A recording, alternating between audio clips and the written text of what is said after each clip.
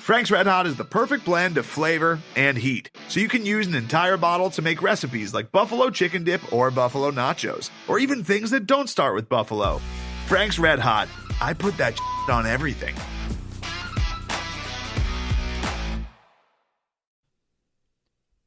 Craig, is that you? It's been a while, Jeff. It's been a while. How long? I don't Months? know. Years? Every day is a month, so years. At least. Yeah, it's been years. It's been so if every week is a year, then it's been like 3 years. No, I don't know. Like 3 weeks, right? It's been 3 weeks. Definitely our longest break. Our longest break. We had to wait for something to talk about. Well, that was the thing. Like you and I talked about this. Like we kept saying, should we podcast this week? And we were like, there's really nothing to talk about. Like, and we last year we had a whole list of like off-season topics, and you can sort of talk yourself into off-season topics when better stuff is coming around the corner. But I think we can fairly say that we are not sure that better stuff is ever coming around the corner right now. Yeah, no, there's no assurances of that, even as we try to pretend that things are going to happen. But this is podcast. But here we are. This is Podcast versus Everyone. I'm Craig Powers, and with me, as always, is Jeff Nusser. Hello. And then today I've been canceled. Yeah, the canceled Jeff Nusser. And then with us today, we have a third guest, and that is someone all of you should probably already know. And it's Coug Center, SB Nation, Banner Society when that existed. Brian Floyd. Oh, Brian Floyd. Hello. And, we all have beards, but I think we can all agree that Brian has the best beard. Of course. Mine is out of control and not in a good way right now. It's not long, but because of all this, like grooming habits, I've gone seen out your the window. out of control beard. It's not, at least it's not too long. It's just unkempt. So I have hair everywhere because my beard grows from like eyeballs to like chest. So yeah, it's good. I once heard Brian Anderson describe it as you have to shave it with a machete. Yeah, when it was out of control, and I just let it go, like I think things were growing in it at times. It was awesome. It's fantastic. Yeah, I was like, when Craig was like, we should see if Brian wants to come on. I'm like, oh yeah, the 3 Coug Center OGs, which made me excited. For people who don't know, I co-founded the site with a guy named Grady Clapp. He wasn't around for very long. It wasn't too long after that Brian and Craig both joined up. They were the first 2 guys to join up with me. So yeah, we are the 3 OGs left at Coug Center. We're old. Yeah, Coug Center's old. Yeah, that's a ridiculously long time for a blog, and that's why we had to start doing a podcast. So yeah, we're coming up on our 11th birthday. No, 12th birthday. 12th birthday. 12th birthday. We're almost old enough to like get a girlfriend or a boyfriend. Don't get mad at me. Well, you're already canceled, so I'm already canceled, so it doesn't matter. Well, let's get into it. Let's find out why Jeff was canceled. Let's talk about this very fun and straightforward and not nuanced in any way topic. So I don't know. I doubt anyone on the podcast is hearing this for the first time. But on was that Monday? Was that Sunday? I don't even. It feels like it's been a week. Sunday morning. Early Sunday morning. Sunday morning. It was while you were still recovering from your night of partying with your mom. Yes. Yeah. Those mom parties can get crazy. Well, that's a weird thing to say. But yeah. So Sunday morning, getting reports from Theo and kind of other sources that are saying that players are being cut from the Cougs, the WSU team, the football team. I can't talk right now. Apparently Saturday night is still affecting me. Getting cut from WSU and related to, and what that was coming from is a release of demands from a union of sorts of Pac-12 athletes called the Unity Movement. So what that report from Theos stemmed from saying that he had heard that players who were involved with the Unity Movement were getting cut from the team. And that's how this all started. It's kind of nuts that that first tweet, when I saw that, I don't know, I was like, if this is true, I'm gonna be pretty mad. And I tweeted like, someone needs to WSU might need to find a new football coach if this is true. Of course, that wasn't the whole story, but after that, we found out more, and we found out that Cassidy Woods was leaving the football team, opting out of the season because of a sickle cell trait, worried about his health. But then we also were hearing reports from his dad specifically that there was essentially a mention in him talking with WSU head coach Nick Rolovich that there was basically a different set of circumstances if he was opting out because of the Unity Movement. And we heard all day that he had recorded this call, and then by the afternoon, late afternoon, the recording was released. Sure enough, like what Cassidy and his dad said, Nick Rolovich said, was pretty much accurate. And that's where we stand going into Sunday night. And then we have Monday afternoon, we have Rolovich releases a statement. And that kind of catches us up to today, where we have various players commenting on it. So, Brian, kind of take me through, now that I've recapped it, maybe you can take us back. What's going on here? So, like in very broad strokes, what's going on right now is a lot of athletes are realizing that they have a lot more power than they thought they did. That's kind of the root stem of all this. The Unity Movement exists because college football players especially, but athletes in general. One of the organizers is a cross-country athlete from Wazoo initially, who's at Cal now, are realizing that they're not students and they're not student athletes, and they're not the same as those. And the COVID pandemic has kind of laid that bare in a lot of ways. Right now, football players are on campus by themselves. Washington State, for instance, and because we're going to talk about it here, is telling people to stay away. They're going to do remote learning, but the football players are there.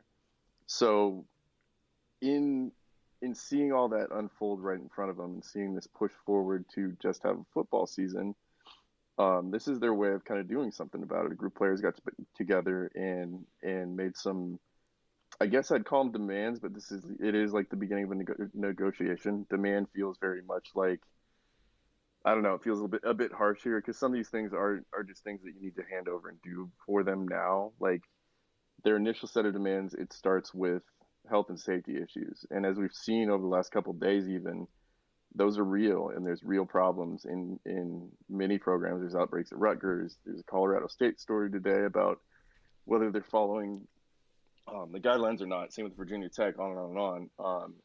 So there's health and safety things in it. There's also, because of the economic fallout of all of this, there's going to be a real scramble for where the money goes. And I think the point that these players are making, and why there's some things about protecting sports and financial demands, is because of that scramble for a lot of that money that's going to happen in this and what's going to happen later. But going back to this all, it's a bunch of players realizing they have power. And then at Washington State, specifically, it's Cassidy Woods and then Patrick Nunn today stepping up and saying, I am going to do this and going to put it where my mouth is, and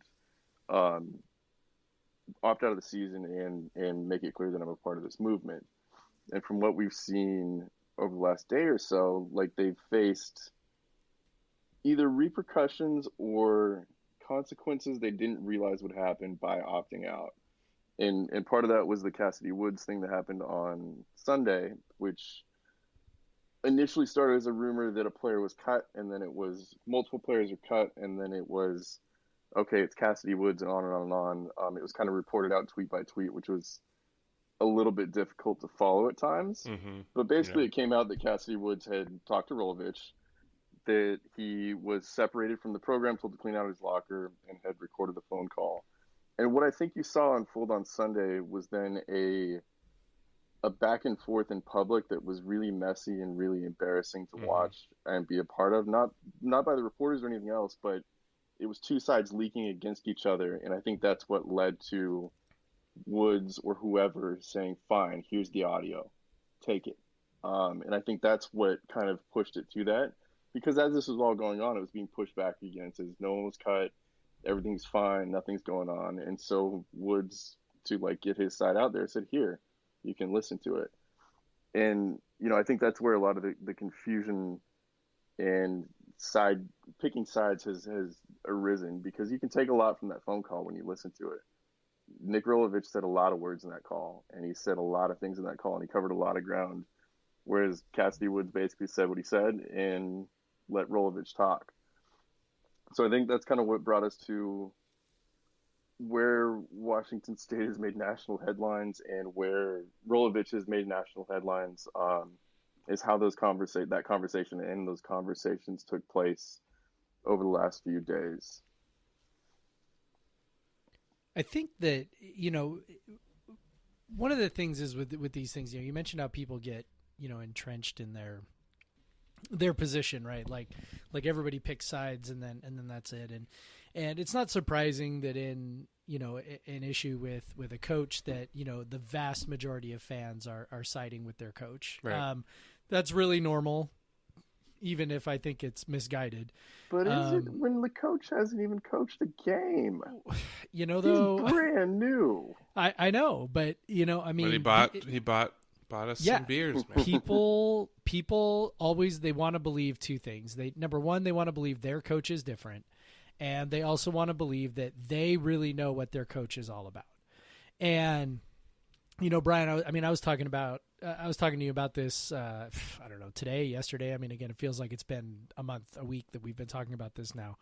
But, look, we were all around when Mike Leach got hired, and we were all around when Mike Leach went through his first season, which resulted in an investigation for abusing players. And, even at the time, and I don't know, maybe this is controversial among people when we're listening, but look, it seemed pretty clear that there was some, if not over the line, right up to the line stuff happening that first year under Leach, and that that there was at least a maybe slightly minor cover up led by Bill Moose there at the end. Just the way that the investigation took place, the players they talked to, the conditions under which they talked to them, it was sort of like it seemed sort of a pro forma investigation. And and like at the time, we all kind of looked at each other and went, yeah, it's probably not good, but we also went, yeah, but we got Mike Leach, and it was definitely, you overlook things, right? And I like to say that, look, if I were to look back at that, I would like to think that I would handle it differently then, knowing what I know now, or the person that I am now, right? Like I've learned some things. I'm more skeptical. I don't think I would be as like, it's okay, he's going to win games for us, as I was then. And I probably would have, been a little harsher about my critique back then, which is all to say, we all sort of talk ourselves into things. We talk ourselves into all kinds of stuff in order to make our peace with college football. And, one thing I've learned, and we mentioned, look, Kook Center is 12 years old. Like, I've seen a lot of shit in 12 years running this website, and I've seen a lot of opinions. And the one thing that's fairly consistent is, people want to really, really like their coach. They identify their coach as the face of the program. They see the coach and the program as one and the same, and therefore any critique of the coach is an attack on the program. And I think that's kind of what we saw come out here, where when someone says, hey, boy, it sure seems like Nick Rolovich is threatening Cassidy Woods, all of a sudden, like for me, I'm getting attacked on Twitter as, oh yeah, well you want to run Rolovich out on the first rail out of town, and I'm like, wait a second, like all I'm saying is this sure looks like union busting to me, and I have a real problem with that. So it's been kind of frustrating watching people give the benefit of the doubt automatically to the coach and just sort of selectively, ignore things. And like you said, Brian, like I think you're right. I think Cassidy and his family went, okay, fine, here's the tape. And even after the tape, people are still like, I don't see anything that he did wrong. And I'm, if he's got COVID, he should be excluded. And I'm like, that's not the point. So. Yeah, obviously the issue that we take with what he said is kind of the nature. Like Cassidy didn't bring up the unity movement, and this was obviously the call was recorded about a week before the Sunday, before it was released, and so Rolovich at the time didn't really know much about it, and it was kind of weird that just he would speak on it based on rumors or whatever, and it's a point where he's like, he just shouldn't have said anything about it. Like what they were, but he did know something. He did know something because he said he references getting paid and he references racial equality. And the next day, Pat Chun comes out and says, well, nobody had any idea what these people were about. And I'm like, no, that's not true. That's a lie. Because in the phone call, it's very clear that Rolovich knows what's coming. So. You also don't even have to parse it through the phone call. Cassidy Woods came out and said that prior to this, they had requested a meeting with him specifically about the unity movement and had already talked to him about it as well. So it's actually kind of funny. I was talking to someone else about this too. Like the unity movement happened over the course of about a month. It came together. It's pretty fast for it to happen that way. And it came together over, I want you to imagine a 400-person group text. Like it came together, and it's a miracle that this can happen in this day and age, and it's why you can organize so fast. And it's also a nightmare that makes me scream for alerts. But basically, it wasn't a secret. No, many athletes at many programs knew about it, and anyone that's been through any kind of union effort ever knows that it's going to pop up, and people are going to figure it out. The people in power will. He knew about it.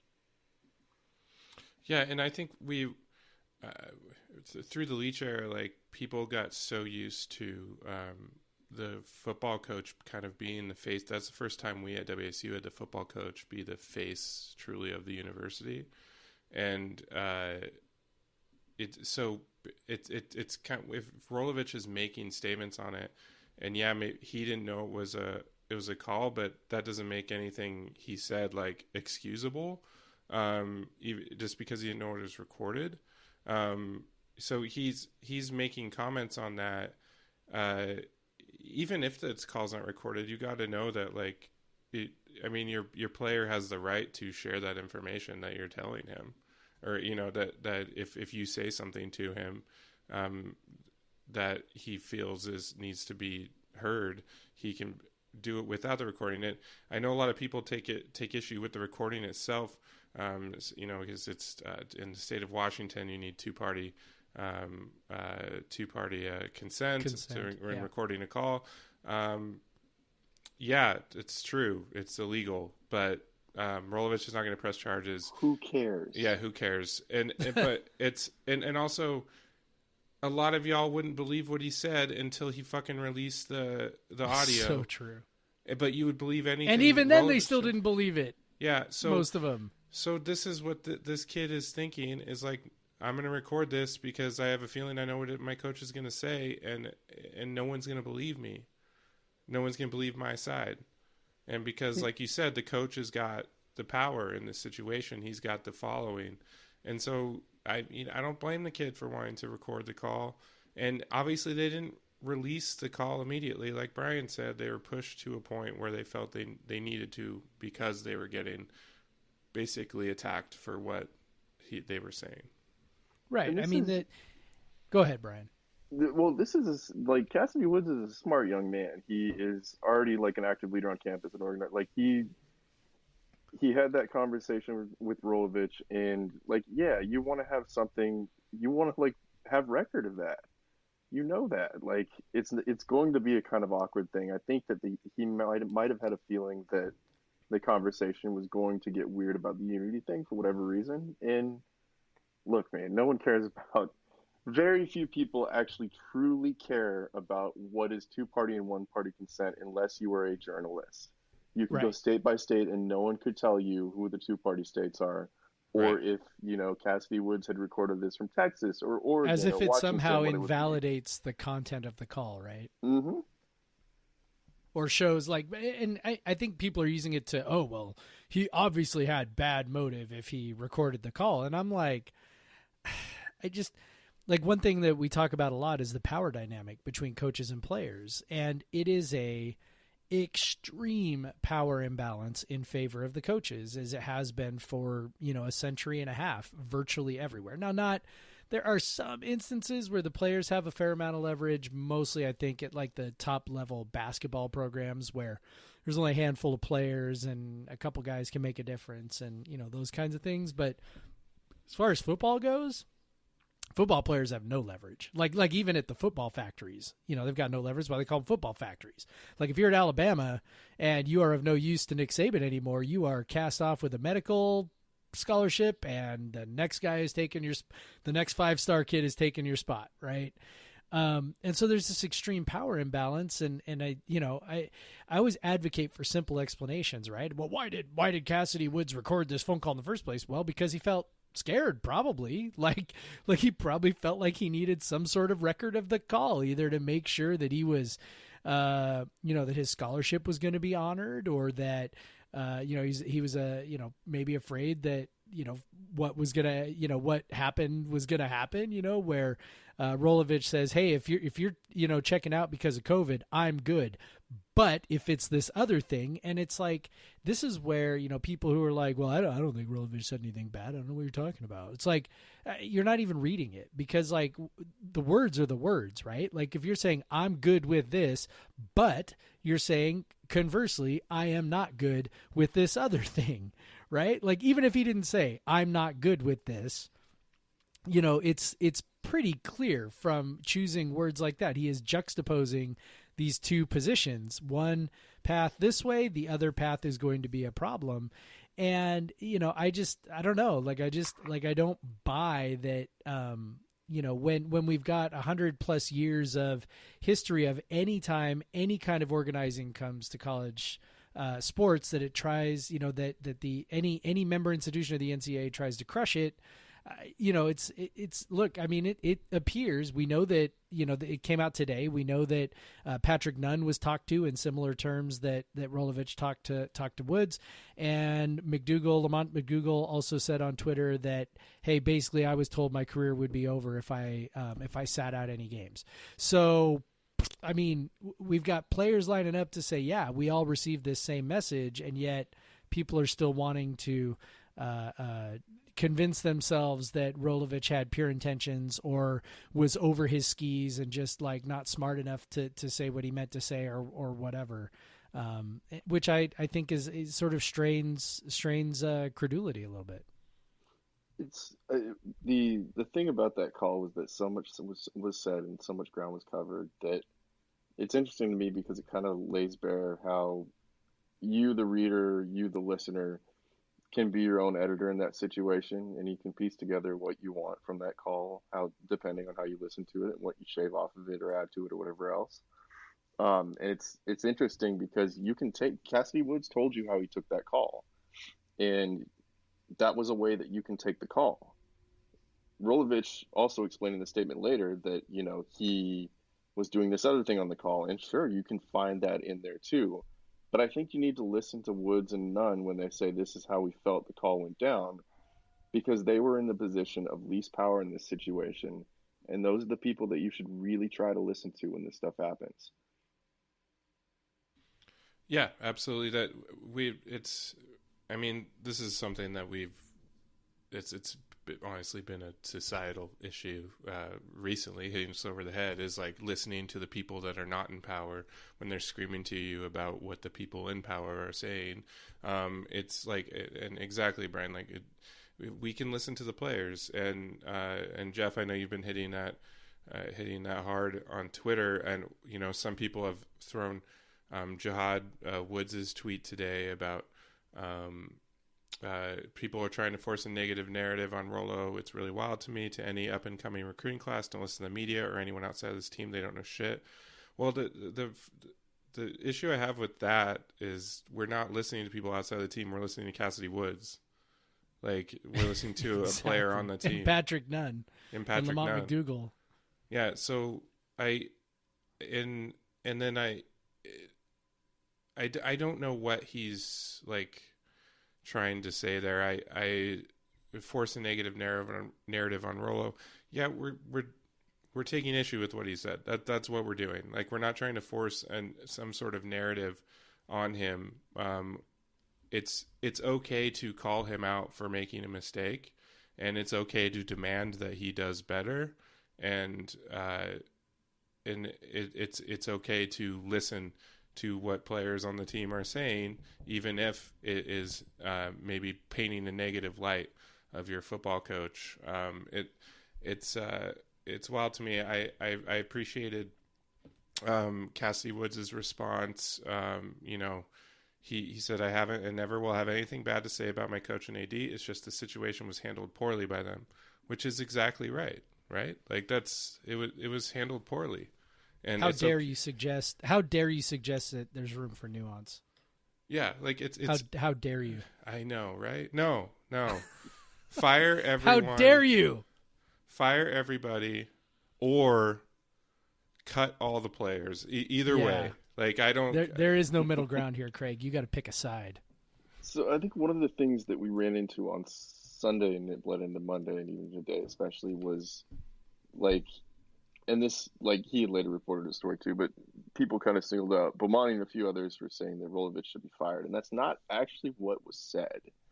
The thing that was said here about it is not necessarily he's going to be fired tomorrow, but if this is true and if this is how it went down, it's going to cost him in the long term and will probably eventually cost him his job. And Jihad Woods mentioning the recruits is the important part here. Right. Yeah. There's a lot of people who are watching what coaches do across the country very closely right now in a way that I've never seen covering the sport for a decade. But the people are talking, recruits are talking, athletes are talking, and if a coach steps sideways, it could very quickly end his career over the next few years via recruiting too. Absolutely. Yep. And we've already seen that recruiting's been a bit of a struggle for Rolovich. But even in the situation at WSU, like, you don't have to assume malicious intent to look at that, like Craig said, and go, that's bad. You can't do that. And I think everyone was rushing to say to try to judge intentions and all that, but like when you look at it, it's just bad. Like, intentions or not, none of that was good, and some folks got some work to do to fix it. And look, I fully admit that I'm coming from a place of being extremely skeptical of management, being someone who is a proud union member and has been through a couple of labor fights in his job, and just kind of like seeing some of the tactics that are employed to try and break up unity in a union, and some of the stuff that I'm seeing already is just like, it's really classic union busting. And I know people are like, look, I'm telling you, if it walks like a duck and quacks like a duck, it's usually a duck. And the stuff they're doing, taking organizers and separating them from the rest of the team, or the rest of the rank and file. Let's go ahead and use like union language, right? Taking the organizers and separating them from the rank and file. Punishing the organizers, and then also trying to turn the rank and file against each other.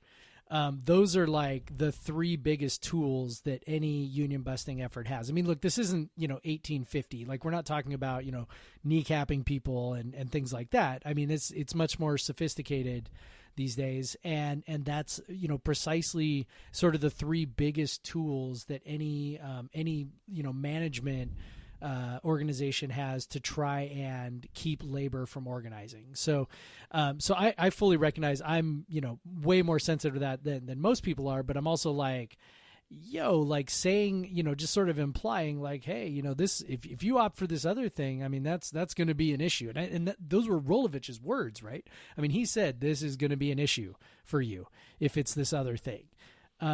So, I just, on the one hand, I want to try and be as charitable as humanly possible, but at, number one, the idea of this organizing effort, look, players organizing, I think you use this phrase, Brian, players organizing is an existential threat to the NCAA and to these athletic departments. Like and this coaches' is salaries, honestly. NIL, any legislation from antitrust, whatever, none, tax exemptions, none of that is as big of a threat to these departments as the players organizing. Like that's number one. Okay. So if they are that, because they do have a ton of power. So if it is that big of a deal, it then makes logical sense. It logically follows that they would go to pretty harsh measures right away to try and nip this thing off. And it's very clear that WSU has, already had something in the works, or already had some kind of message communicated before the quote unquote demands came out on Sunday. And so that's the part where I have a hard time. Like, look, I like Pat Chun as much as the next guy, but Pat Chun lied. Like, Pat Chun lied when he said nobody had any idea what That's a lie. That's an absolute lie. Rolovich mentioned it in the call. So no, like that's not true. And Rolovich, communicated the same message to multiple players. So that's where I have my problem. And look, if they came out and said, hey, look, yeah, we screwed up. We should just be listening. Because, I mean, at this point, that's the whole thing, right? Like, they haven't even done anything yet. There's no boycott yet. Like, all they're saying is, this is our list of things that we want. Let's talk about them. Yeah, we will. They said we will boycott if they're not met. And as in all boycotts, there's an element of negotiation. So... Of course. And you're not going to go in being like, oh, can like we none have... of those guys think they're getting 50%. Yeah, can we have 10% of the revenue? Okay, you're getting 0 if you say 10. Like, that's just what it is. Like, you can't... It's a negotiation. Like, it's people should understand that. Like, and anytime someone comes into... Like, if you've ever negotiated your salary at a job, like, I've been in... You don't show up asking for a 2% raise. Yeah, I know. I learned this, like...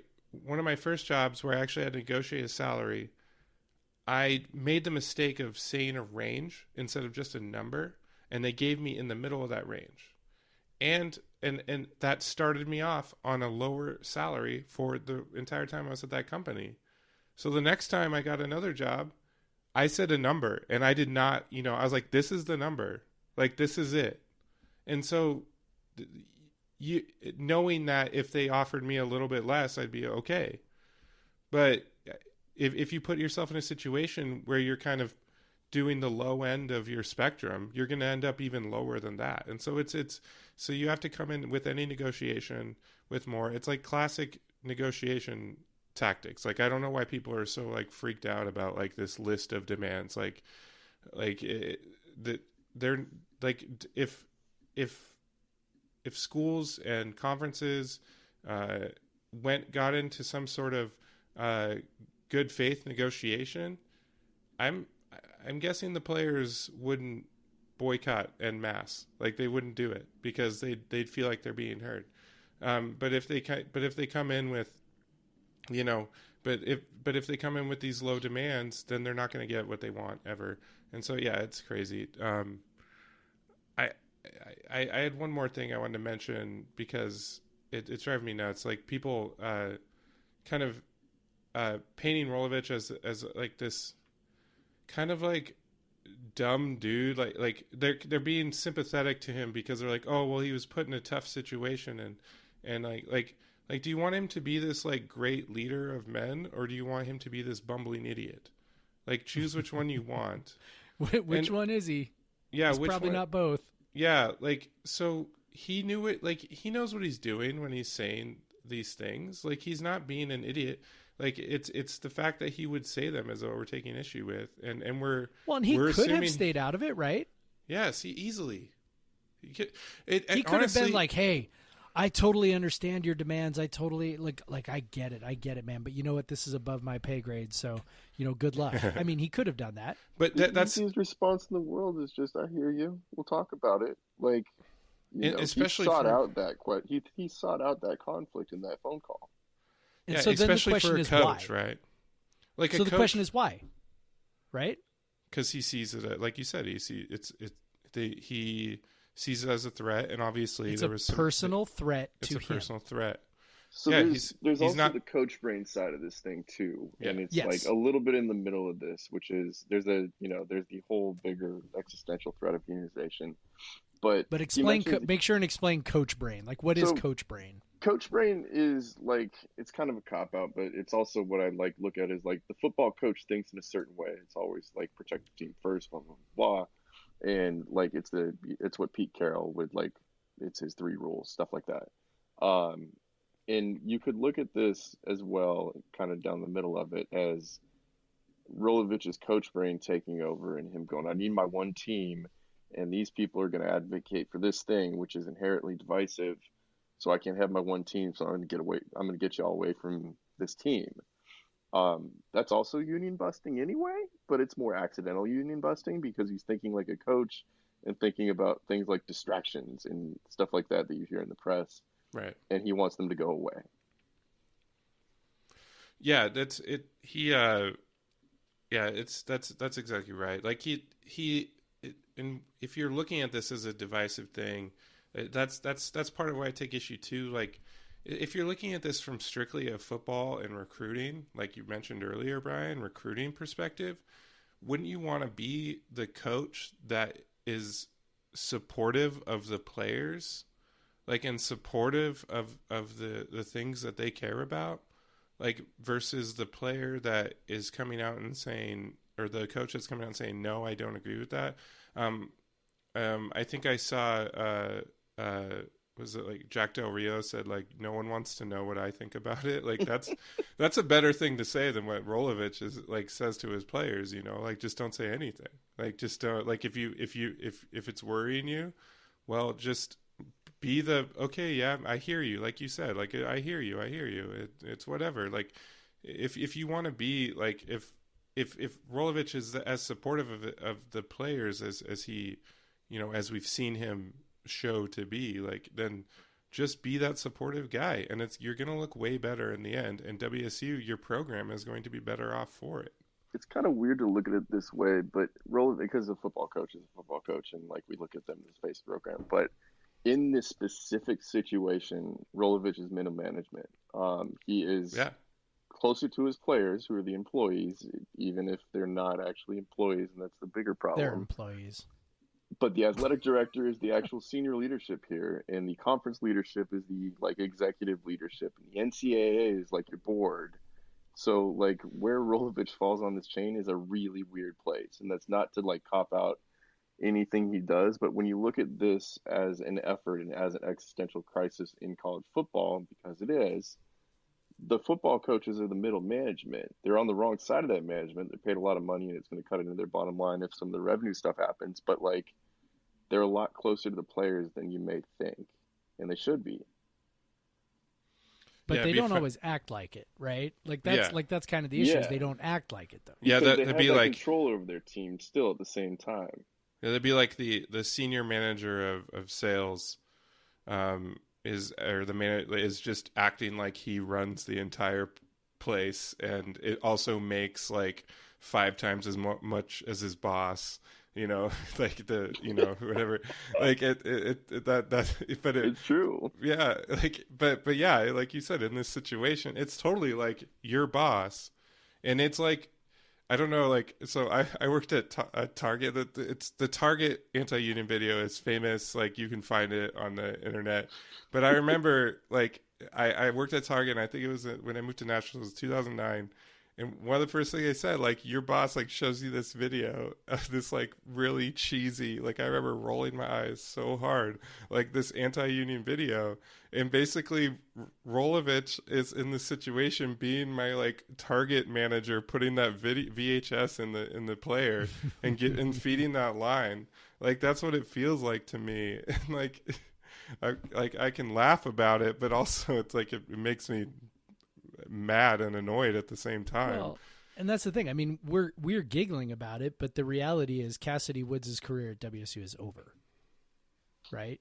Yep. And this is a guy who, in his 2 years on campus, invested a lot in the school. You know, he founded or co-founded the Black Student Athlete, I think Alliance is what it's called, right? BSAA. You know, seen as a great student and a leader. Maybe if not on the field because he maybe hadn't produced quite to that capacity yet, but off the field for sure. And also a guy who was, is respected in the locker room, and his career's done at WSU. And who knows where his career goes from there, right? I mean, he's a guy of, thus far in his career, modest production. And as we've seen, with football, like entering the transfer portal in football is way more fraught than entering the transfer portal in basketball. Mm-hmm. Like basketball, much more movement, kind of free flowing. In football, man, you see like, ostensibly talented guys, enter the portal, and then it's like, there's really no landing spot for you. Unless a guy wants to go the JUCO route, which Cassidy Woods can't do at this point. Maybe he could. I don't know. Maybe he could do next year JUCO, depending on how they handle the eligibility of this season for somebody who opts out. Maybe he's got one more year of eligibility left at a JUCO. Or he's, maybe the FCS route, right? Because he's already redshirted. So, maybe he drops down and then he doesn't have to sit out a year. But, look, I mean, his chances, and maybe he gets a waiver from the NCAA for a runoff, but I don't know. Maybe the NCAA isn't gonna grant that after given that the NCAA is not exactly gonna like these organizing efforts either. So I don't know. Like it's we sort of laugh and I understand like we gotta laugh a little because everything sucks. But and we've spent all this time talking about Rolovich, but man, like my heart breaks for Woods, and not and I'm sure there are people who will listen to it and say like, well, he made his choice, and that is 100% true.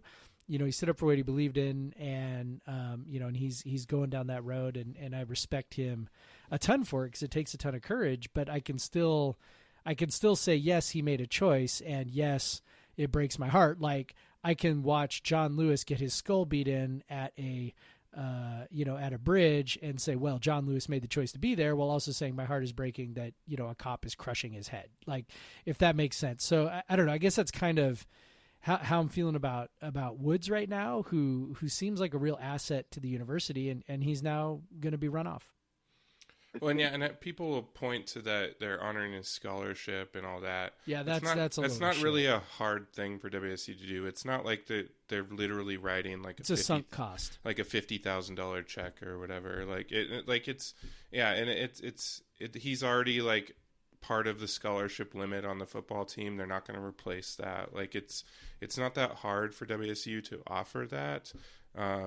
At the same time, they kind of know that he's probably going to look somewhere else. And sorry, Brian, I know you had something to say. I think in this situation, like if you look at Washington State specifically, the only people who took true risks in this situation so far are Cassidy Woods and Patrick Nunn that we know of, that stepped up and said, look, I'm part of this movement, and either I am or I'm willing to opt out because of this. And you should really listen to those people. Like, a football locker room is not a monolith. There's a whole bunch of differing opinions, and you should listen to everyone, especially the players.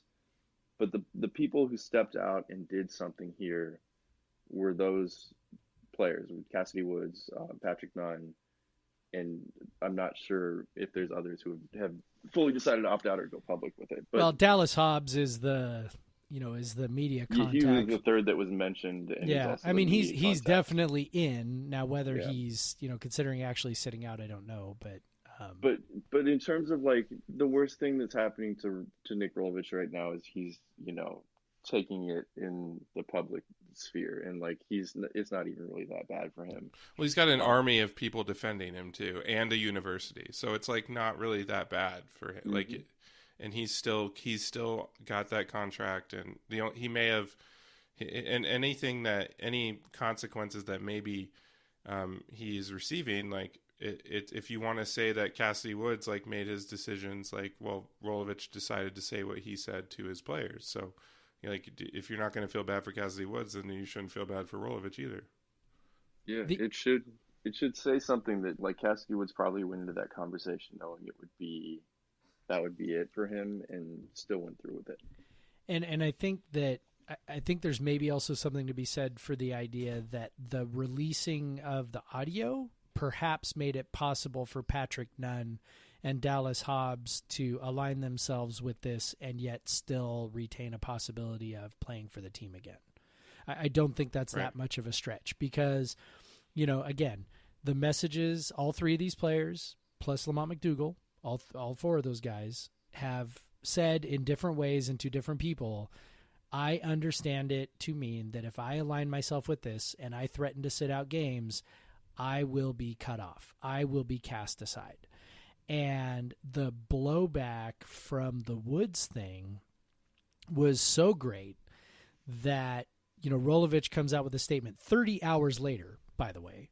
It takes him 30 hours later to craft a 139-word statement that still is much more like, I'm sorry you were offended type apology. It's not even an apology. It's just like, I'm sorry you took it the wrong way, even though like the words are pretty clear. I regret that my words were construed, I think is what he said. I regret that my words were construed as opposition, even though the words were clearly set up to convey opposition, but whatever. At the end of that statement, he does say, hey, look, anybody who aligns themselves with this group will be welcome at team activities. Okay. It seems clear from what the players have said to different people that was not the case a couple of days ago. So maybe Cassidy Woods is the reason why that is. And maybe because he put this out there and because Rolovich, got dragged a little bit, not by our fans, but by, the national media, and other people's fans, that maybe Cassidy Woods paved the way for those guys to align themselves with the movement and also eventually have a way back with the team, which I think is pretty. I don't know, heroic's probably a little hyperbolic, but certainly admirable, at least in my book. Absolutely. Brian, any other thoughts on this very fun topic? No, I mean, I think just to bring it all the way back to what they're actually arguing about, because we get down to the details with the WSU situation. You really should read what they wrote, what the players of the union movement wrote in the Players Tribune, and actually look at their list of quote unquote demands, because it's really smart. Like they showed a really good understanding of how the college system works, and while people may not agree with what they said, if you go point by point, there's a lot of people now that are talking about things like endowment funds that never would have a week ago. They're talking about the salaries of administrators that they wouldn't have understood a week or a month ago.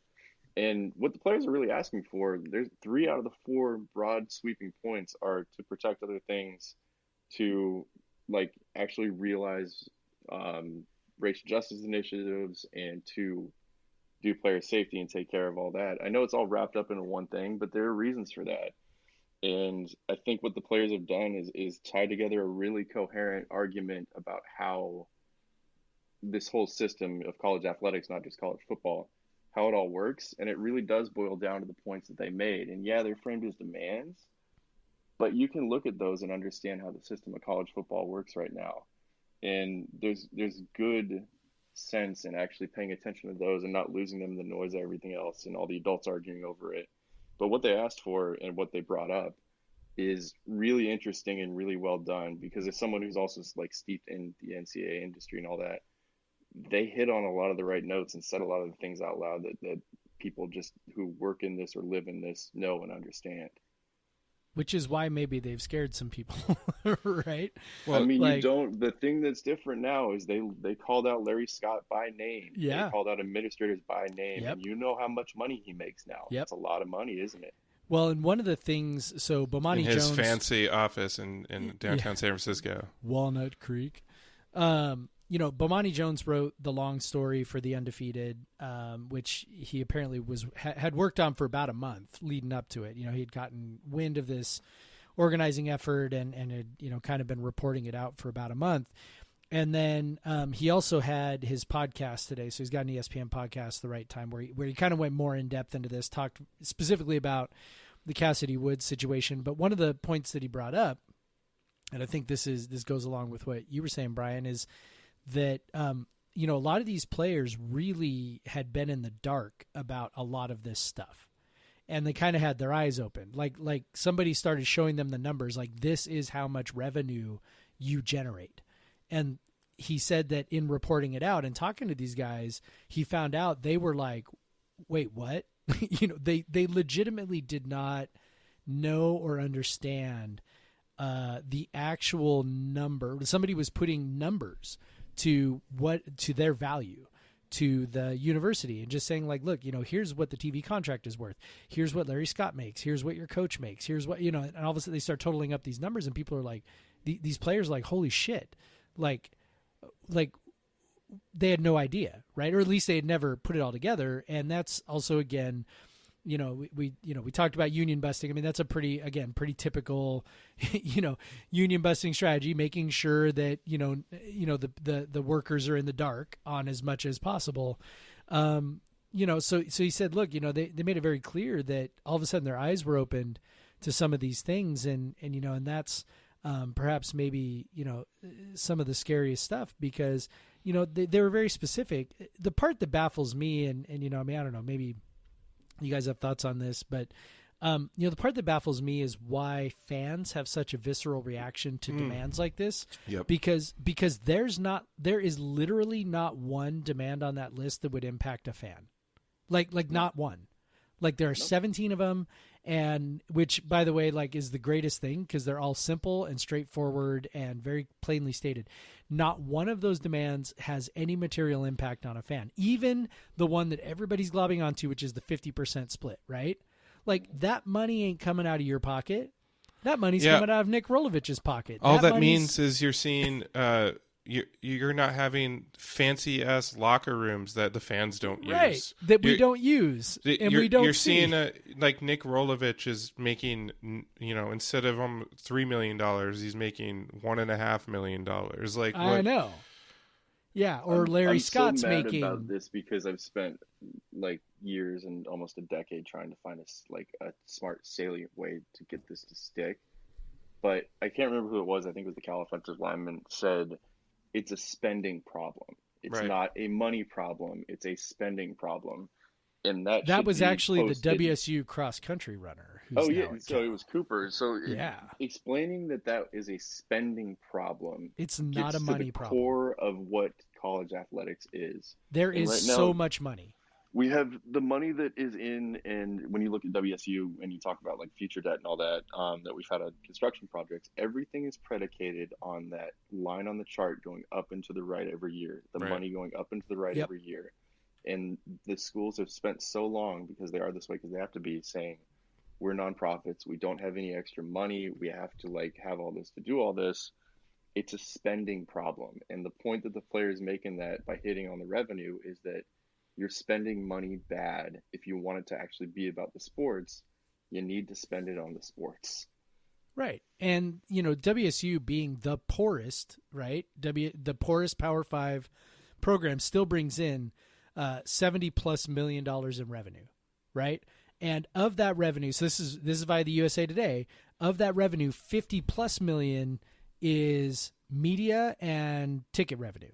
And virtually all of that is due to football, right? So, and we could say, okay, there are probably some ticket sales in other sports that add to that. But, if we say, okay, so let's knock a couple million off the top, right? Like, okay, so football brings in $48 million of revenue, and yet the total cost of scholarships at WSU is like $11 million, right?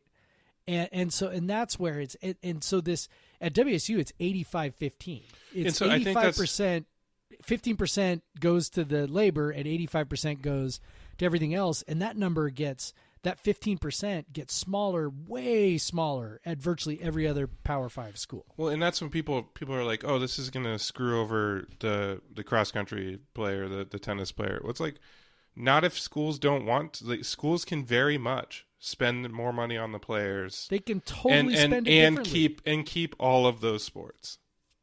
And the players, like, and this is the thing, like, people are like, oh, what about the facilities? The players have made it very clear that they don't give two shits about facilities. So this goes into like a little bit further of a side quest here. But the facilities and all of the other stuff it's a very classic. We're going to put you in our own bubble where we control everything, and now you're trapped. Yep. And it's that way with the facilities, the weight rooms, all that. But it's also like, look, man, these athletes are being paid in shroot bucks, basically. Like, here's your Amazon dollars. You work for us. There's a stipend for your housing, but that, like, the rest is like you're paid money. You can eat all you want because we want you to eat all you want. Like, these are things that are like you become trapped in that bubble because it's like that. And I think but you get free access to our state of the art weight room and free coaching, and at 4 a.m. you can't put a dollar value on that. And you can really live here if you want. But like what's happening now is they're realizing that college football players were already in their own bubble on campus, and now the rest of the students aren't there. And they're like, wait a minute, if we're like this special and you need us to plow forward to make money this semester, exactly, then why aren't we getting a cut of that? Because we're not regular students here anymore, are we? Yeah, it's very obvious now. Is the visceral fan reaction that, and we see this over and over and over again. It was all over the Coug Center commenting threads, which can always be dangerous. But, is the idea that, well, if they don't like it, they can leave. Or, Brady Quinn or Danny Cannell or any of these other, guys who somehow made millions as quarterbacks but have convinced everybody that they are everyman, saying, oh, this is a slap in the face of every person who had to take out student loans to go through college or whatever. Like, I don't know. My simple explanation is it's just jealousy. The visceral reaction of these players don't deserve a penny more. They're already getting a free education when they're like mad I said, that they didn't get that. Yeah, I mean, the players getting compensated doesn't affect us in any material way. So why do you think people act as if it affects them? Is it just jealousy? Is it something else? Is it? I mean, I'll just say it. Is it racism? Right? Like we're talking about, black kids. Like, is that? I mean, what do you guys think that it is that causes this reaction of, I don't want those guys to get one penny more, even though it doesn't affect me actually? Well, I think there's also an element of just basically this is how it's supposed to be. Like, this is what it is. Like, they get a scholarship. And yeah, I think the jealousy does play in the fact, like, oh, I had to pay for my school and they already don't have to pay for their school. And you kind of, when you're growing up, you view that, like, that scholarship to play a sport as a really cool thing, especially if you're like from a small town like I am. Like, you're like, oh my God, what a dream. And like, well, that's like the ultimate, right? I mean, that's the goal. Like, I teach high school, and I got students who are like, my goal is to get a scholarship, an athletic scholarship. So yeah, and but at the same time, like if I got a scholarship to WSU, like just to study whatever. Like, especially for an undergrad, like you're really not giving, like you're not giving much back to the university as an undergrad student. Like you're not you're not like promoting the university in any way by just like getting A's in your classes or whatever. Like, but a football player, we know who they are. We associate them with WSU. Like they give us a reason to go to Pullman and spend money at WSU and donate. Like, I donate more money to the university because of the football team, and I donate. Like, a lot of people do that, and a lot of people go to the university because of the football team, like because they want to. Like, when I chose my schools to go to, it was UW or WSU because I wanted to see big time college football and basketball. That was it. Like, that was what I wanted to see. And so this was a draw for me. And that is not because of the like, it's not because of the existence of football. The players have to be there. Like, the players have to be there, and they have to make it good, and they have to make it fun to watch, and they have to make your team relevant. And we've seen lots of players come in and out of WSU who we just have these kind of, they're like hero status. But what they got from WSU during that time was, a scholarship, which is fine. Like, yeah, college degrees are valuable, there's a way that they're valuable beyond money that I like to ascribe, well, but nobody's saying it's not valuable, right? But yeah, but even like, let's like, Brian and I graduated from around the same time. We'll tell you, when we went into the job market, college degrees from a strictly financial perspective are not what they used to be. Like they're not some guarantee of a job. It's not a free job, man. Like it is not. We graduated into a tank investment, man. It was like, but I've seen kids even like as the economy improved. Like I've seen lots of people come out of college, and it's just because there's more people with college degrees now as a percentage. And think about a football player too. At this point, it's been brought up a lot, but like a football player isn't a normal student. And again, like that means that they are not doing normal student things like going home and doing an internship, blah, blah, blah. They're not doing a lot of the connection things outside of football, which again tethers them to a program in a particular. I mean, they have a full-time job already. More than a full-time, yeah. Well, and overtime now. And a lot of our fans think back to when they were in school and they're like, oh yeah, I ran into players all the time. They lived on my floor at Stevenson. They right? Mm-hmm. And like that's not the case really anymore. Like they're pretty much sequestered at this point. Yeah, my sister played community college basketball and in like 2010, and by that point, even at a community college, like the only people she knew were on the basketball team and then like the other athletes, because that's all she saw, because she was either in the weight room or she was at practice or she was like eating lunch eating her meals and she was in classes with them because their schedule had to fit a certain way, because you have to fit your schedule around practice. You have to fit your schedule around weightlifting, around certain meals, around your study time. Like, so it was just that 1 year she did like, just was like so intense, and that was at a community college. And so just you can add, like, for a football player at WSU, you can add definitely at least 25% to what my sister was doing at a community college. There's a, like, for whatever reason that people side against athletes or take the side of the coaches or whatever else, and there's a variety of reasons. One of them is definitely racism, and there's classes in the play. There's a whole bunch of different things that you could, decide to do that. But the point that Cassidy Woods kind of made this today in his tweet, I've heard it from Spencer Hall and in various like different ways from different people, is that we go out there and like we as a row, we fans, like we'll go watch these players play on Saturday. We'll cheer them on. You live or die with them for 4 hours a week. That's quite a bit of investment in something. This isn't going to work until you actually give a shit about them 7 days a week, until you love them 7 days a week like you do in that one block on Saturday. Otherwise, this sport's not going to work. Like, the game in this is, like, you're trying to convince yourself that you love these players on Saturday, you watch them on the field, but you can't just ignore the rest of their weeks, the rest of their lives, who they are as people. And until you actually feel empathy with them, like, this is broken. Well, that's the issue, right? Like, they're not actually people. I mean, I got really mad at somebody on the Kook Center thread for really just talking about players as commodities, as investments, right? WSU has invested 2 years into Cassidy Woods, and I'm like, fuck you. Like I really don't have a nice way to say that. like literally that's how I feel. Like, these are not commodities. They are people, and to reduce them to a commodity or reduce them to the 4 hours on Saturday or whatever, is extremely frustrating and, borderline revolting to me.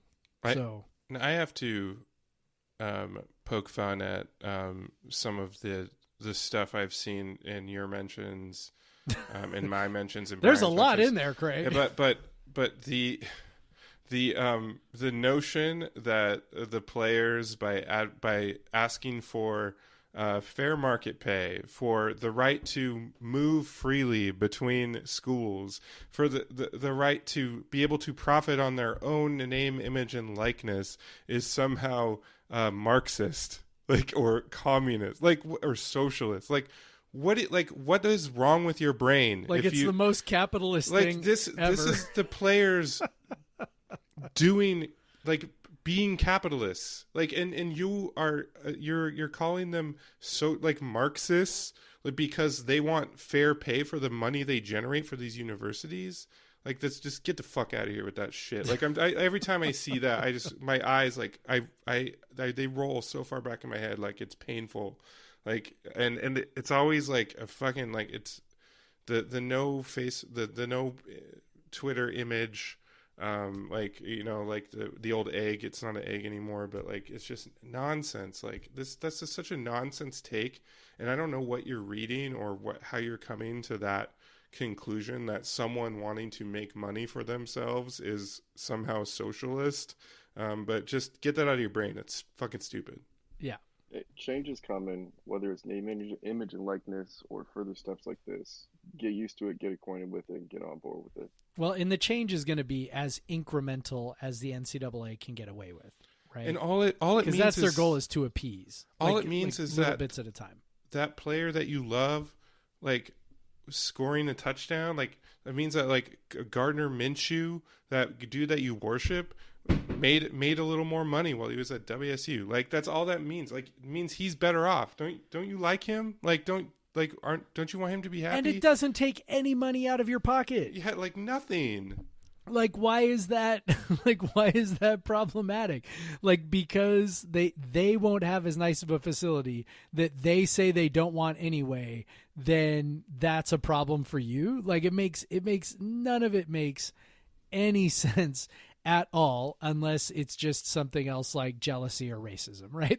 Like those are literally your only explanations, because otherwise it's completely and totally irrational. And I'm like, get that money, guys. You go get that. You get whatever you can get, and get a little bit of a return on all that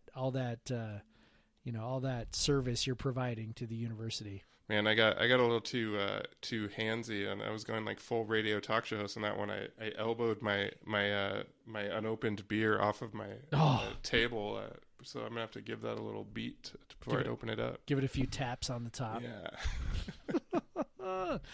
Yeah, the changes are coming, like Brian said, and they will be as incremental as the NCAA thinks they can get away with. I mean, look, the NCAA has been saying for a century all the things that cannot be abided if college athletics is going to survive, starting with college athletic scholarships will be the death of college athletics.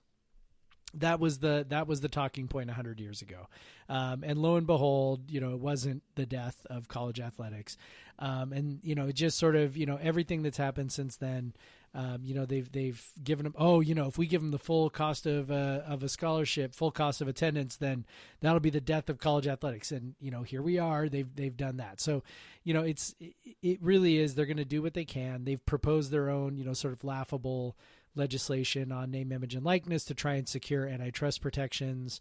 They're going to try and do little things, and that's where I applaud the players for shooting their shot, because it's like, the NCAA is going to try and appease them with little things, and I imagine the Pac-12 will appease them to some degree with little things related to COVID. They'll try and reassure them about COVID, and since that's the primary concern, it'll be interesting to see where this thing kind of goes after that. But I admire the players for taking this step.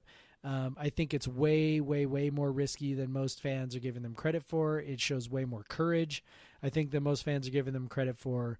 And for that, I wish there was more that I could do to support them, other than, fighting with every last person on Twitter.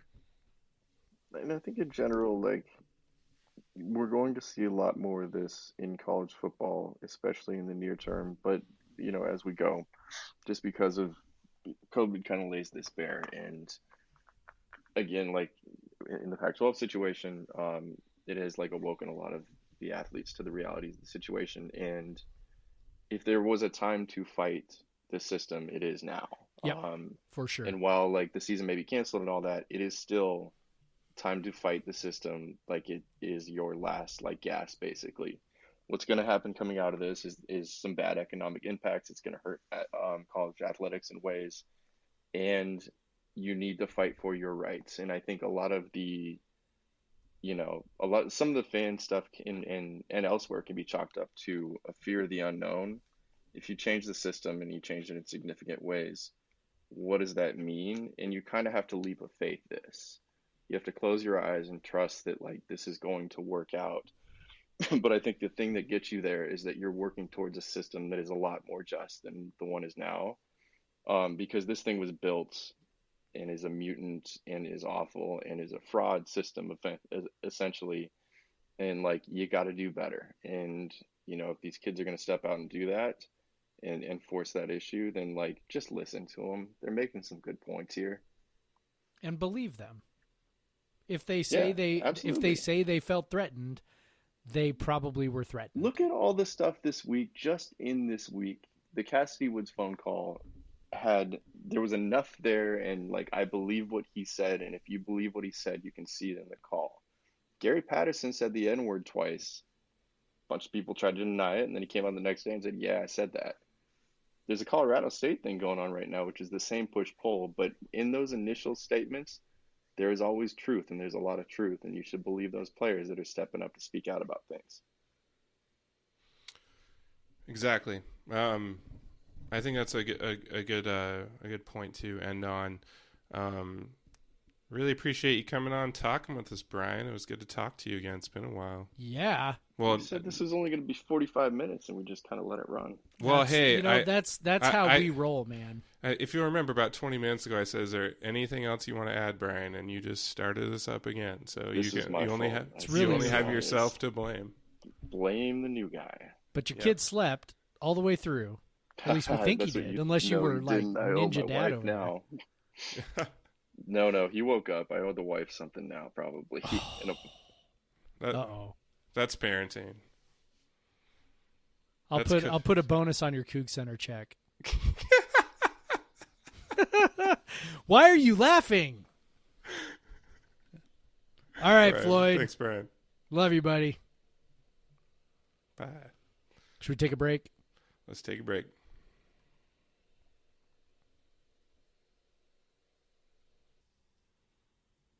And we're back, Craig. Well, that was fun.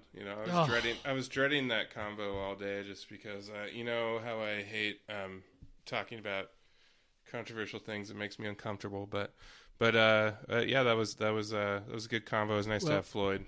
Good news for you. When I get fired up, I do most of the talking. So yes,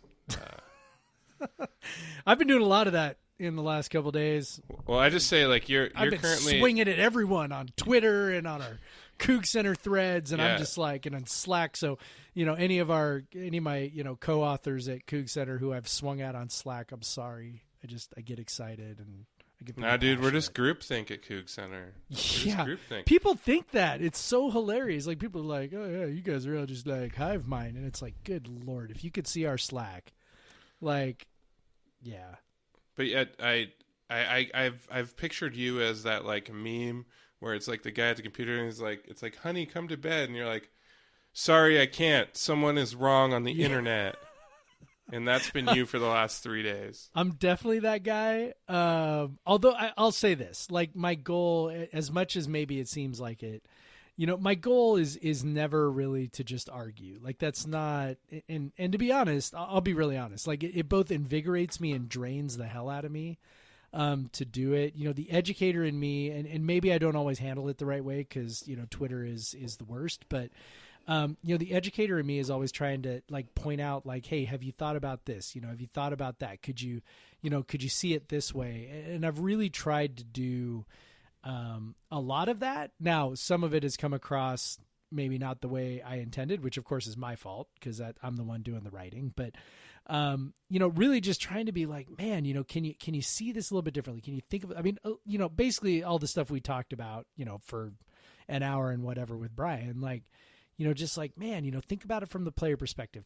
Believe the player, maybe give the player the benefit of the doubt for once instead of the coach. Like, really trying to push people, and and it's probably in a lot of ways probably a losing proposition to ask people to do that. But I mean, if even just a couple of people see what I wrote, and I'll be honest, by the way, about 5 people have reached out to me separately without commenting publicly and saying behind the scenes, hey, look, I really appreciate what you're saying. I really think it's awesome that you're saying it for the players. And they all have various reasons for, not doing it publicly. But, so yeah, it's, the trying really to just kind of say, maybe think about things a little different way. And to be honest, maybe even 10 years ago, I'd probably be one of those guys too. I mean, I mentioned the Leach thing, right? Where I was like, yeah, whatever. Those guys probably deserve to roll around a sand pit and have a fire hose turned on them.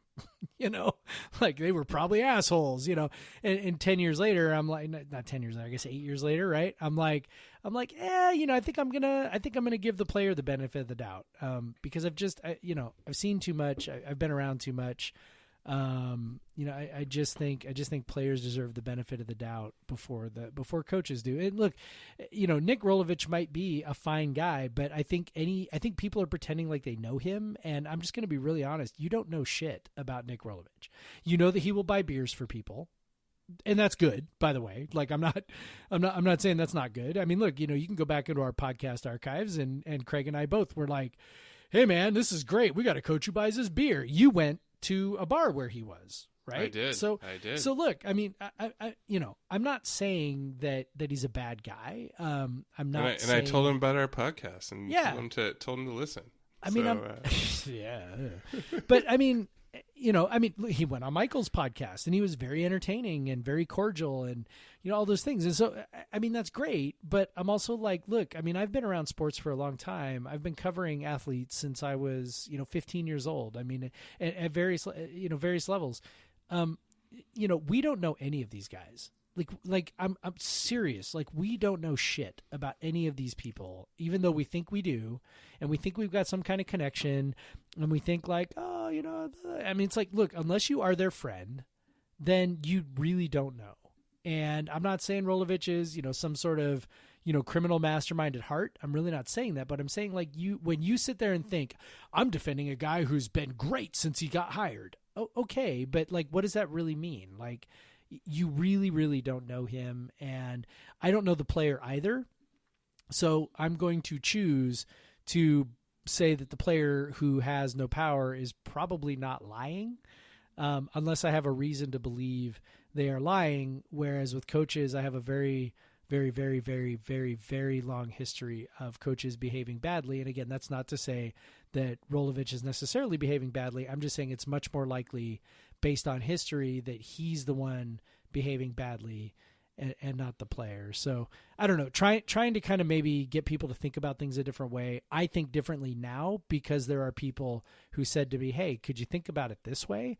And, at first I was resistant, and now, I see things, I think, differently. And I think in a way that is more in line with reality. And, if I can do that for somebody, and again, even if that means, I'm fighting with, 20 people who are telling me I'm an idiot and whatever, then, it's worth it to me, even though, like I said, it's amazingly draining to do that. And which I know is the truth because you refuse to do it because you're smarter than me. So.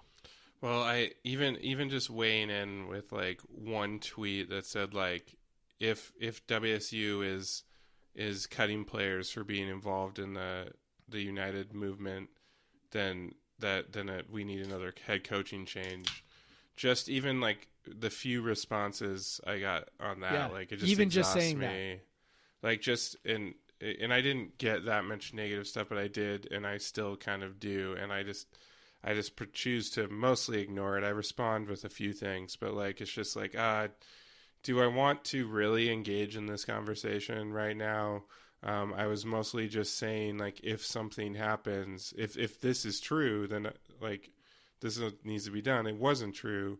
That's fine. If you want to take issue with me making that sort of statement early on, that's fine. I accept that.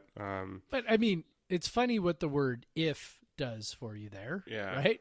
Yeah. Or like for me, it was a similar deal where I said, look, this might be a thing I can't overlook.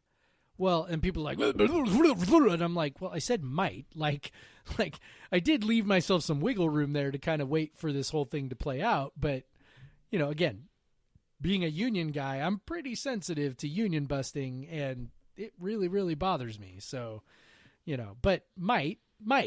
You had it right. You had it right when you deleted your Twitter, and you know what? You're 100% right. And it was my fault for creating the podcast Twitter, and I brought you back in with like a 20th of the followers. I absolutely. I know. I went from like 3,500 followers to like 400 people who will put up with my progressive left-wing ranting.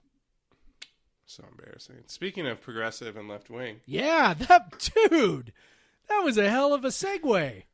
Let's talk about the beer that we are both drinking, the same beer at the same time. Well, actually, I already drank mine. Mine is gone. Whatever.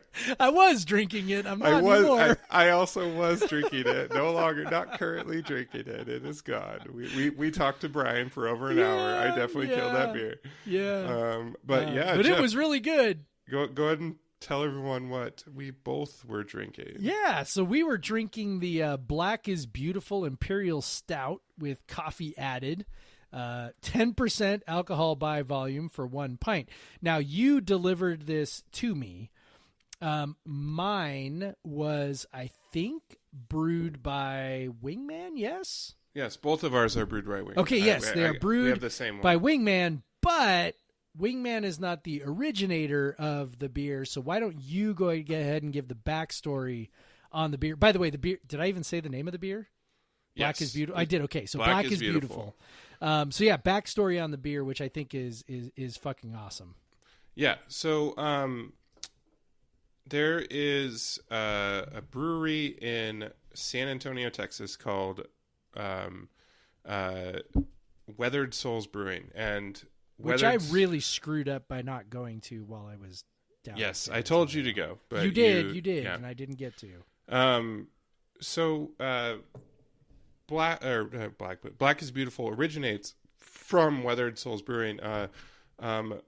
Marcus Baskerville is the co-founder and head brewer, and he himself is Black, which is very, very rare to have either of those things, a founder of a brewery or a head brewer at a brewery. It's very rare in the craft beer industry to see Black faces in leadership positions at breweries, or even in any position really. So he actually started this movement, I guess it's a bit of a movement in the craft beer industry. He basically, what Weathered Souls did is they created a label that everyone can use. They made a base recipe. It was just a suggestion. I think that Wingman used the base recipe, but they added coffee. And then breweries, it was just up to them. Just what they had to commit to was basically donating the profits of the beer to raise funds for what they say police brutality reform and legal defenses for those been wronged, or any sort of organization that works with helping uplift communities of color. What Wingman is donating their money to is the Tacoma Urban League. That helps with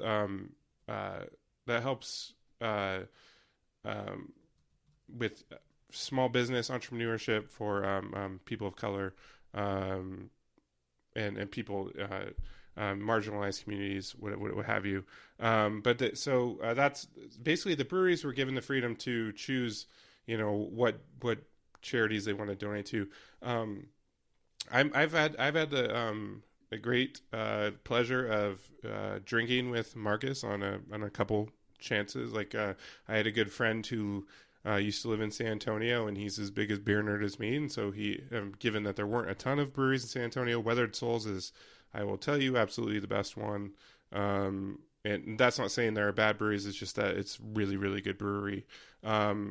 So I was able to, share beers with him after hours. And then another time I came in when we went down for the Alamo Bowl. I just went in and just brought some beers from Seattle area to share with him, and he was like in the middle of working, but he'd sit down, hang out with me for a bit, drink some beer. He of course is like giving me like some of his beer and as kind of a thank you. So it was just, he's a really nice guy, and he already was part of like a Black Brewers. He had created a Black Brewers sort of organization before this, and so this is another step. And a lot of breweries have actually taken part in it. I don't know the exact number so far. It's definitely in the thousands. I think it's probably in a thousand. So actually Wingman is one of them that is done in Tacoma. In the Seattle area, we've seen them from Stoop and from Fremont.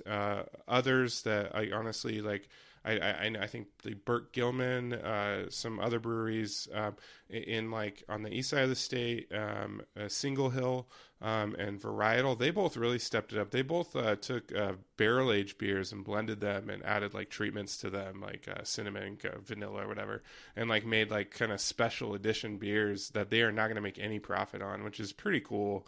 Yeah. Because I talked to some brewers about it, who I know who kind of have like progressive leadership, and even you can't really blame like someone not wanting to brew a 10% beer, which is more expensive than brewing your like 5% beer, because you're using more malt and whatever, you're using like maybe a different type of yeast. So I'm not really like blame any brewery that didn't do it, because in this time right now it's pretty hard. Brewers are hit pretty hard, but at the same time, if you're looking at a brewery that is just giving away the profits of a beer in a time when most breweries are struggling, it's pretty cool. And it's pretty awesome how people have taken it up. But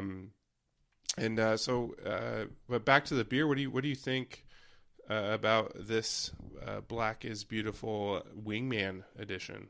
Yeah, I think it's delicious. And I wish I had more than one can, so damn you for not bringing more of them over to my house, Craig. I'm sure they still have it at Wingman. I'm pretty sure they have it at many bottle shops around town. I'm sure. I'll have to go buy Rainier Growlers and see. But yeah, it's very good. Look, it's a really tasty beer, and I'm super proud to have supported the movement in some small way by drinking the beer that you bought for me.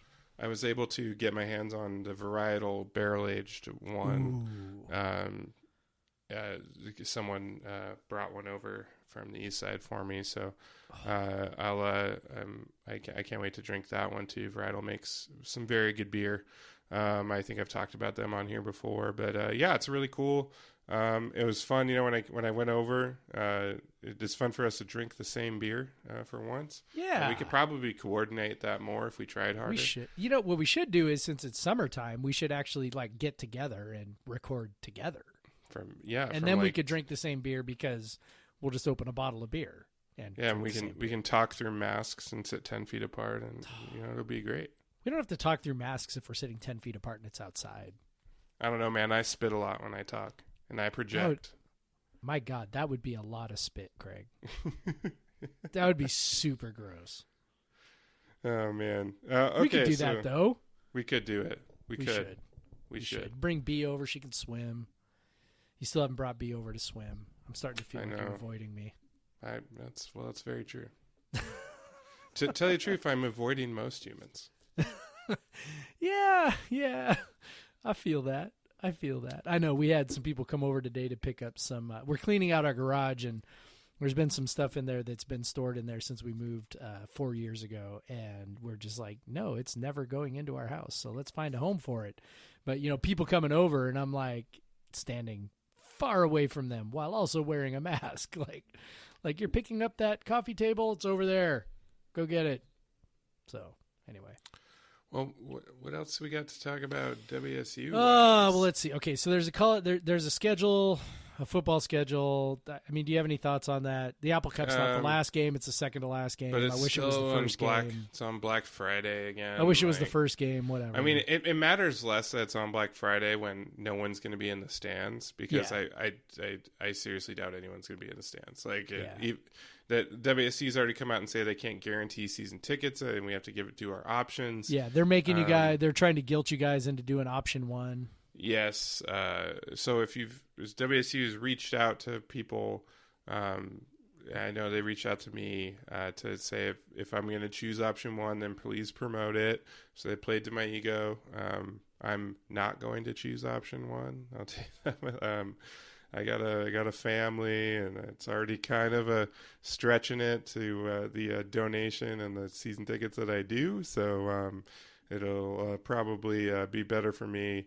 And also better for my relationship with my significant other by choosing option 2 or probably not option 3. Had this maybe this situation we just talked about for over an hour played out even a little bit differently, maybe option 3 would have been more on the table. But yeah, I'm probably leaning towards option 2 and just like deferring that. I do wish they would do it like as I plan to donate the same next year. But they say they'll roll over your donation, but like you don't have to roll over my donation. Just roll over the season tickets. I'm still going to donate the same amount, so whatever. Because I know that the donation is tied to the season tickets, but I don't really view it that way because I donated when I lived in Vermont, so it doesn't make it like it to me. It's just I'm donating and being able to get a certain type of parking pass is just an extra perk that comes along with it. But yeah, so. I mean, I don't know. I mean, like, do you have actual thoughts on the schedule? Like, the schedule, because no. I haven't put it's any kind thought of into it because I'm just like it's not happening. It kind of sucks that the extra team we got was USC. It would have been much better to get a shittier Pac-12 South team. Yeah, it doesn't feel like it's actually going to happen. So it's hard for me to give a crap about it. If they would have put the Apple Cup in the second game, that would have been great.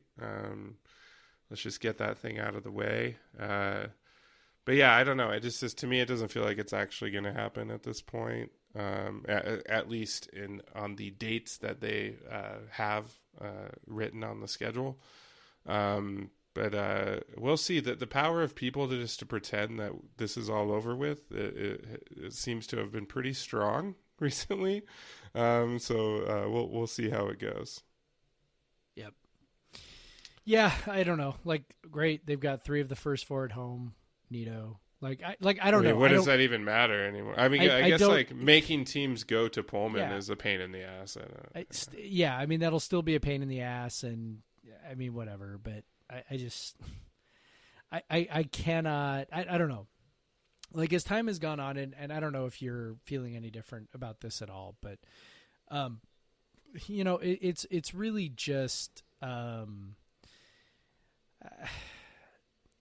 like as time goes on, I become a little, I don't know, like I was really, as was documented, I realize I'm stumbling over my words a lot, but when sports first started coming back, we joked about, Dortmund and everything else, and being very excited about that and excited about Tottenham or whatever, European soccer, like I was really excited about that. As things have started to come back here, I'm starting to feel more of a moral dilemma about it. And I was excited to watch the Sounders. I love the Sounders, and so that was great. But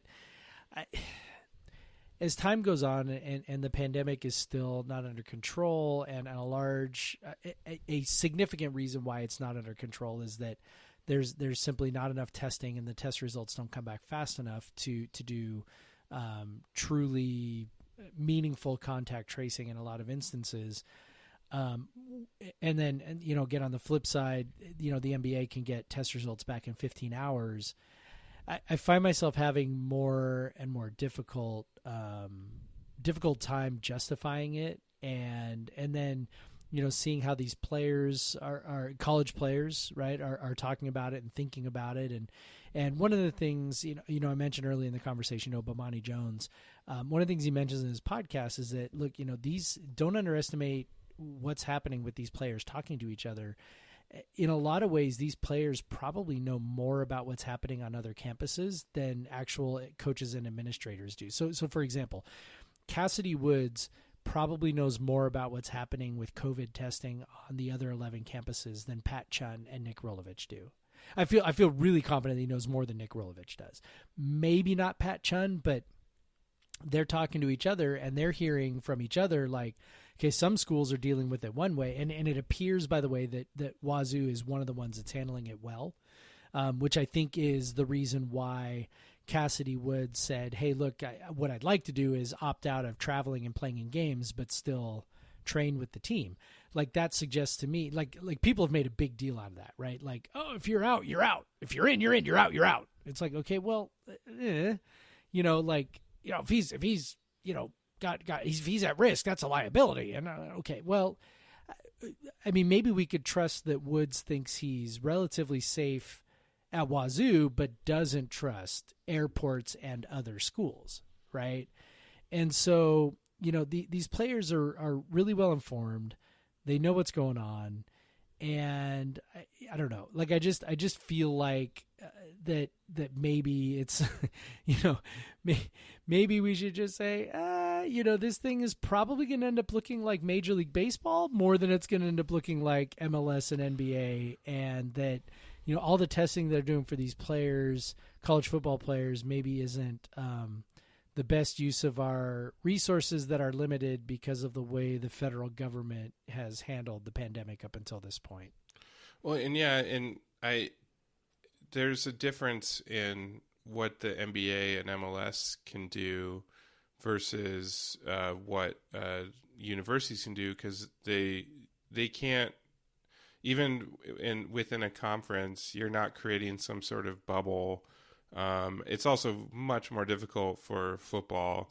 I think another reason you can see it for baseball is these teams are much larger, and the hotels you have to have available for the, like, if you were to have like 12 football teams, like, all be in the same place, so all at the same time. But it's also very difficult to set that up, and you also see I think these schools are holding out every last bit of hope that they're going to be able to collect at least some ticket revenue, because that's so important to them. Like, if they can collect any ticket revenue, like, at this point, any ticket revenue is value added, right? Yeah, and so they're going to hold on to those campus locations. But again, since these are all, this is not a single entity as in a league. This is a bunch of individual entities who can enforce things different ways.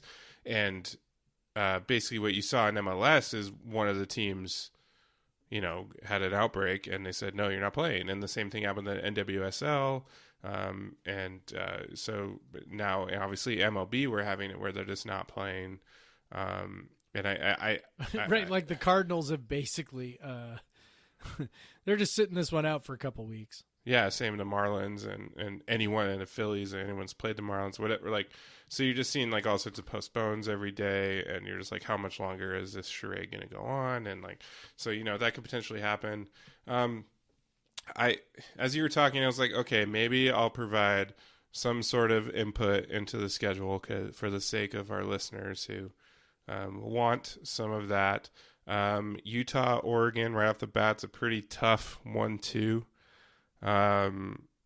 That, especially given that they're probably going to be two of the better defenses we see, and that offense is not going to be ready to go.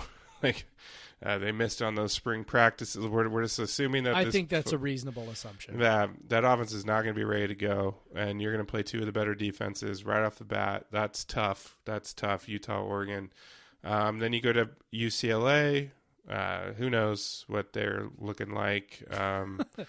Nobody really knows. Yeah, I mean, Cal. I mean, does the Cal bullshit translate in a COVID COVID-19 environment. Who knows? I mean, I'd probably bet on it. Yeah. Yeah, and then you go at Stanford on a Friday after, it's not a short week. You get a bye, then at Stanford.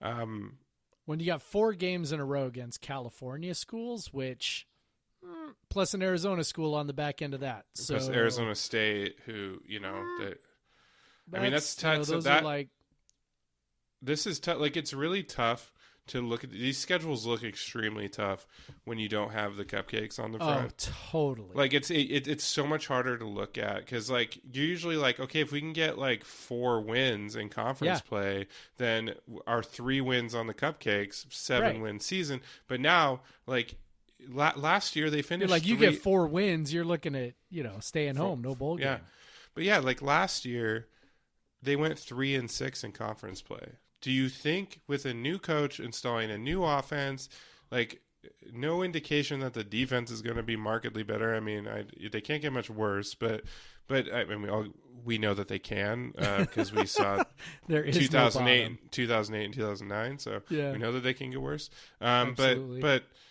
But it's hard to sit here and say, okay, they're going to improve from 3-6 to 5-5 against the same teams with one of the best teams in the conference added in. It's hard to say. I love to watch them on TV. I hope we're in a place as a country for that to be a safe enough thing. I at least get to watch them on TV. But I need to cancel my hotel rooms in Pullman. But because that even that's not going to be, all the dates are different and whatever. But it's there's so much unknown around WSU's program right now because of the new coach and the new offense. Obviously we've talked about how the personnel fits right and whatever, but still it's operates in a different way. It operates a lot on the receiver and quarterback being very much on the same page because they're making decisions on how they run their routes and they have to pick the same route, and that's repetition really helps there, and we're not getting that. But I don't know. Like if my only analysis would be like, man, I wish that we were starting against Oregon State and UCLA's defense versus starting against Utah. I really wish we were starting against who the fuck was in the non-conference before, like Houston's shitty defense and Utah State's bad defense, like Idaho's bad. Those would have been much better tune-ups for a brand new offense. But no, we get right off the bat the big fat dudes on the ground putting pressure in Utah, because even when they graduate players, they always have more. Like they reload that front seven. Like that's going to be a pain in the ass. And then you have Oregon, who's just recruiting like crazy the last couple years, and they have talent for days, and they're going to be good defensively, particularly defensively. That was the strength of their team last year. But it's tough to get a gauge on. But if you want my analysis, if we got one of those first 2, that would be pretty great. Yeah. There is, so as near as I can tell, there's only one bye built in here, but there's also time after the Colorado game for flexibility. There's a week in between the Colorado game and the Pac-12 championship if they want to move some things around, or if they feel like they need to move some things around. The one bye is between Cal and Stanford, so I don't know. Again, it's all probably useless to try and analyze any of this shit anyway. So I don't know. I'm like, whatever. I mean, the season's not starting, if it starts, is not starting until September 26th. So we've still got, a month and a half to talk about it, I guess. So yeah. Another piece of news, CJ Ellaby decides to go pro. I think surprised both of us a little bit on that one. Yeah. I'm a little surprised. You can probably speculate that COVID had something to do with it. Wanting to maybe be in a professional setting and seeing how the NBA is handling things, and maybe you'll feel more comfortable with that. Maybe feeling that there's not going to be a college basketball season, and you'd be kind of wasting that year of your year of potential earning power. Right. Especially if your goal is to stay, at the very least, stay domestic. Yeah. Like if there had been no season and he's able to sign with a European team or something, that's fine. But I think that he seems to have his sights set on NBA G League. I mean, he did an interview with Coug Fan where he said, hey, I don't mind the idea of the G League. So, my guess is he probably ends up on some sort of two-way contract like Robert Franks did, where he plays G League and has the ability to jump up and get some NBA minutes perhaps. So, yeah, good for him.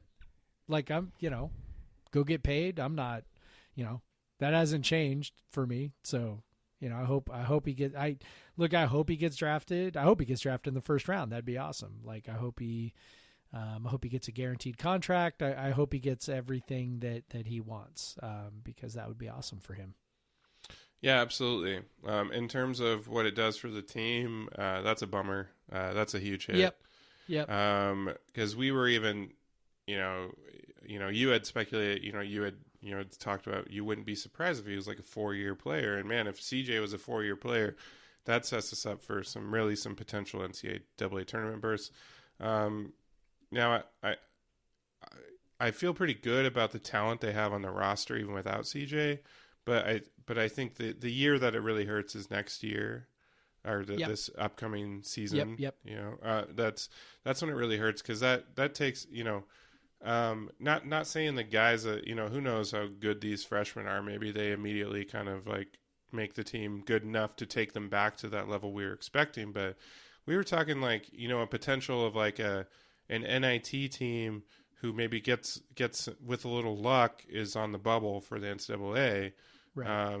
To like maybe they're not gonna, maybe they're more of like around the 100 or something area without CJ, and so that's, and I mean, just man, like we had talked about kind of the jump Klay Thompson made from his sophomore to junior year, and I think both of us were excited to see CJ make a similar jump for sure. Yeah, that's the hard part is, feeling like if COVID wasn't a thing, then, does he, does he figure out a way to, does he come back? Right. Like, I mean, I guess I'm kind of tripping over my words here, but, if COVID's not a thing, does he come back? And, I tend to think that, like the uncertainty there, I don't know, like obviously there's some uncertainty to going pro as well. It's not like, oh, well, I'm going to leave behind the uncertainty of college and go to, the pros. But at the same time, you have to ask yourself, okay, well, which one is more uncertain at this point? And I'm honestly, I'm not sure you can argue that the pros are more uncertain than college. Yeah. Like, I think it's pretty clear that college is more uncertain than the pros, and that, so maybe he's like, it's time to start grinding. So, like I said, wish him the best. It's a bummer. I think that fans, again, presuming we have a season, I think fans are maybe going to have to temper their expectations a little bit.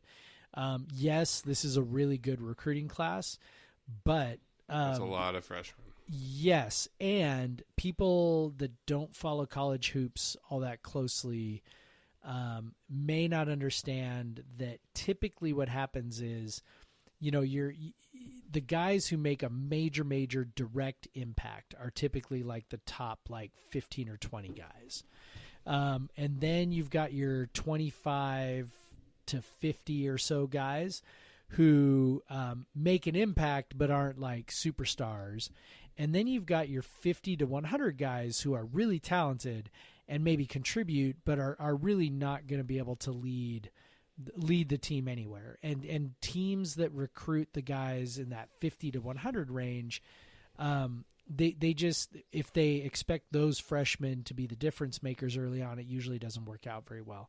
And the guys that Kyle Smith has signed are guys in the like 100 to like 200 range, which for WSU is fantastic and sets us up going forward for a lot of success, but is probably, especially with the loss of CJ, is probably setting the team up for some flashes of brilliance this year, but probably more growing pains than what people are anticipating, because they're bringing their frame of reference is maybe not calibrated correctly for what it means to bring in a guy who's like a fringy top 100 recruit. It's better than WC ever does, for sure, but also not generally the kind of guy who is going to step in and take over a team. I mean, even Klay Thompson was like a top 50 guy, I think, by the end. I think that's about where he was 50-ish. And he was very, very good as a freshman, but he also was not. He was like the number 3 option. From a shot volume standpoint, he wasn't the number 3 option, but he really was kind of third fiddle on that team, right? He wasn't playmaking. He was he was running off screen. He was just shooting a lot, which was to Tony Bennett's credit, it was a really good idea. But he was clearly sort of third fiddle to Rochester and Baines. And that's about what you expect from a guy in that range, is to be a really good contributor, but also not a guy who's leading you to the promised land. So I think that's a reasonable expectation for this year. But I think it's real exciting for next year and the year after. So a couple points. One, if you didn't see enough Isaac Bonton shots this last season, well, get ready. Oh boy. Get ready. Get ready for all the shots. Another point, just to put a piece of data to it. So in Bart Torvik's projections, WSU was hovering around 90 to 95, just depending on differences of recruits coming in, whatever. Right now, they're sitting at 147 in his projections. Yeah, which is quite a drop, and kind of takes you back to where you were last, in the range where they ended last year, and instead of moving forward. Well, and it's not just CJ's offense, right? I mean, it's the defense too. Like and I don't know how much Torvik's factoring that in, but the defense and rebounding. Like this is a guy who was, a superlative defender and your best rebounder, and you're taking that away. It's a big hit. It's a big loss. Yeah, for sure. It's definitely a huge impact. Hopefully, in the long run, getting some of these guys a little more run their freshman year, maybe means by the time they're sophomore years, so typically the biggest jump for your players are freshman to sophomore. I know usually you see them really good when they're like polished when they're junior or senior, but it's usually their biggest jumps are freshman to sophomore year. It's just not as noticeable if they're coming from like not very good to like pretty good, and then they become really good. So maybe a few extra minutes for guys in that kind of 3-4 spot, which we got a ton of guys in this recruiting class that fit right there. So it'll be interesting to see now how the rotation plays out. Again, assuming that we play sports. Yeah, going to be a lot of positionless basketball going on this team, I think. Yes. Posts, I mean, we'll have some big dudes playing in the post, but other than that, it's going to be a lot of like 6'5", 6'6", 6'4" dudes. Yeah. Pressuring the ball, and at least I'm assuming they're going to continue with that defensive philosophy. So.